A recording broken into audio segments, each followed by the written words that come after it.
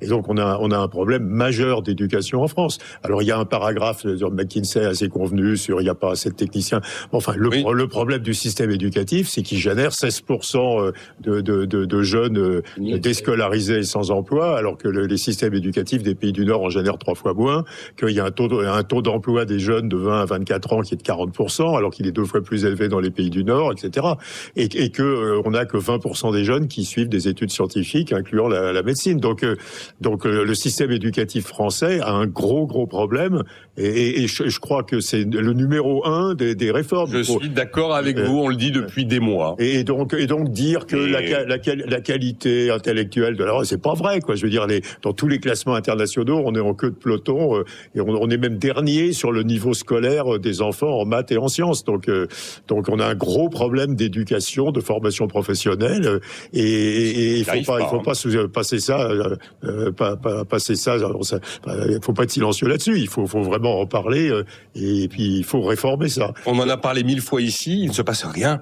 Mais quand vous alors il se passe des petites choses. Mais quand on a décidé d'emmener 80% des classes d'âge au bac général, général, ça a été ça. Ça remonte à Jacques Lang, excusez-moi. Le système, faut pas. Les Français, ils n'ont pas été très forts en maths tous, et ni su lire et écrire. Ça a commencé il y a un siècle et demi. Donc tout d'un coup, on a fait un effort formidable. On a alphabétisé la France et on a appris. Et le certificat d'études, et d'ailleurs, était remarquablement difficile. Le certificat d'études, vous le savez, Nicolas, si vous regardez un certificat d'études du début du XXe siècle, c'est très difficile. Donc du coup, tout le monde l'avait pas. Là, on décide il y a 30 ans que tout le monde, ou 40, 35 ans, je sais plus, que 80% de la tranche de chaque cohorte va aller au bac à vocation générale.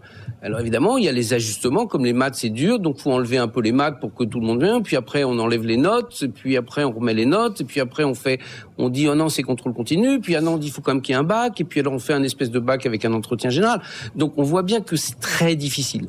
Et la deuxième chose sur l'éducation, est-ce que c'est normal que le mode d'éducation, ça soit encore le même que sous Napoléon Ier? On met les gens en randonnion dans des classes, des jeunes adolescents bourrés de testostérone à 40 dans une pièce, alors qu'on a maintenant, même je sais, Internet, ça aide peut-être pas pour la productivité, mais enfin, il y a quand même beaucoup de moyens technologiques pour apprendre. Donc la révolution, c'est bien sûr qu'il faut peut-être, dans certains cas, moins d'élèves par professeur, mais il faut changer les méthodes, parce que vous mettrez pas les jeunes générations TikTok dans des classes de 35. Mais il y a un exemple très bien documenté, qui est l'exemple finlandais. Oui, j'ai regardé l'exemple. En Finlande, il y a eu un changement complet des méthodes pédagogiques. La Finlande est le seul pays d'Europe de l'Ouest qui est compétitif vis-à-vis des pays d'Asie sur le niveau scolaire des étudiants. Et les étudiants se suicident pas en Finlande, ils sont même très heureux. Et c'est plus de l'enseignement doctoral, de l'enseignement magistral. C'est des enseignements en petits groupes, on mélange le niveau. Ça marche extrêmement bien. Donc la Finlande n'est pas un pays où l'éducation est managée par les syndicats, et c'est la particularité de l'éducation nationale en France, notamment. Mais on pourrait j'avais fait, moi, globalement, l'observation des principaux pays les mieux classés dans PISA. Et vous regardez, il y a des points communs dans tous ces pays-là. Et on se dit, si on décidait de les appliquer en France, pourquoi pas? Mais sur chaque point, vous avez une manifestation et une opposition syndicale. Éric Chanet. Oui, moi, je veux insister sur ce point. Patrick a complètement raison. Mais totalement. On l'a dit 1000 fois ici. On l'a dit 1000 fois, et on pense au niveau moyen d'éducation.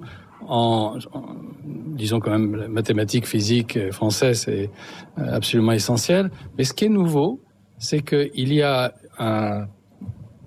une progressive baisse du niveau français au niveau le meilleur. Et on le voit par les classements dans les Olympiades de mathématiques. Parce que les Olympiades, c'est un système soviétique à l'origine, très intelligent, avec des exercices qui sont très souvent ouverts, qui a l'avantage d'être international et pour lequel on a des séries dans le temps. Et les Français se débrouillaient plutôt bien, honorablement, dans les classements des Olympiades de maths, où ce sont les meilleurs étudiants de lycée qui sont en compétition. On était à peu près avec l'Allemagne, l'Angleterre, donc dans un bon niveau moyen. Évidemment, il y en a qui sont meilleurs. Mais depuis quelques années, il y a une très forte baisse, alors que l'Allemagne et l'Angleterre résistent. Et donc, ceci, quand même, a un rapport avec la qualité de l'enseignement. Et là, je pense qu'on ne peut pas échapper à des choses très basiques. Si on ne paye pas mieux les professeurs, en tout cas dans le domaine scientifique, ils iront faire autre chose que d'aller se faire critiquer et d'être mal payés en début de carrière. Donc là, on a un problème très, très sérieux.